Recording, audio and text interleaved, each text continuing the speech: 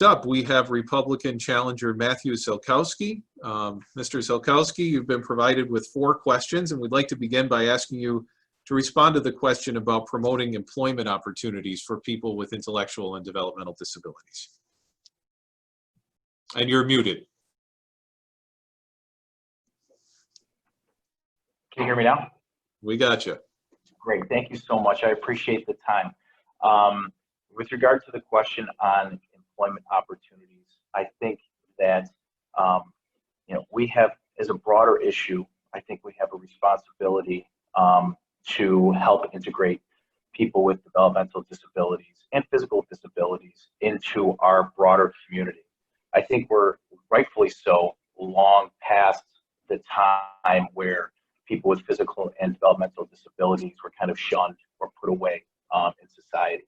And I think that the government has a responsibility to promote this. I think individual employers within the private sector have a responsibility to promote integration into the workforce.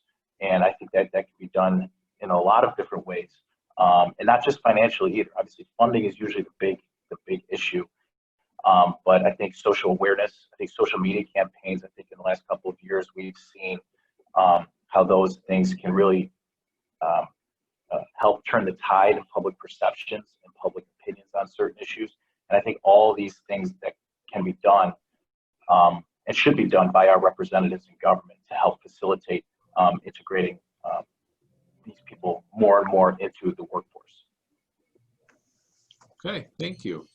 Our second and final question is presented by self-advocate Chanel Davis.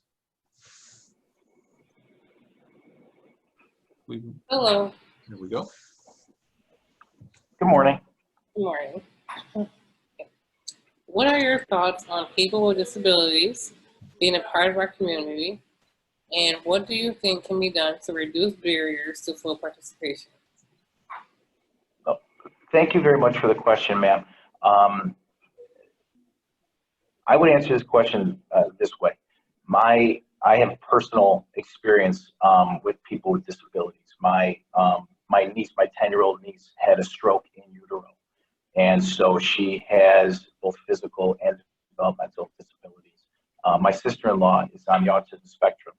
And what I've seen from my personal experience is how, like I said a moment ago, how instead of, years and decades ago, people with these types of disabilities being shunned or put off in a home or a building somewhere, instead offer early intervention on things, offer resources on things, offer avenues whereby everybody can come in and join in the community. I think that's very important. I think the government has a role here, and I think the private sector has a role here. And I would just also note that I'm a career prosecutor, and I've been prosecuting criminal cases for my entire career. And it's one of my specialties within our office. I handle all the forensic psychology cases. So I deal with most of the cases that come through our court building of people with mental illnesses. And that covers, as you can imagine, everything from schizophrenia to personality disorders and everything in between. And unfortunately, from my experience perspective, what we see a lot is there's a big hole between mental health and those issues and where it intersects with the criminal justice system.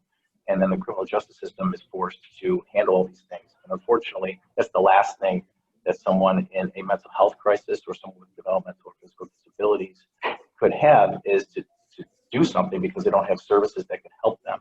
And then all of a sudden end up in a jail cell where they get no services at all. So I think we have a responsibility as a community, as criminal justice people, such as that's my background, as well as in our government, to fund and support and bring everyone out of the shadows and fully integrate into our community. And I think we've come a long way, but I think there's a lot more work to be done, and I'd be eager to do everything I can to help along those ways. Okay, thank you. Appreciate your time and wish you the best of luck. Thank you so much. Have a great day. Thanks, you too.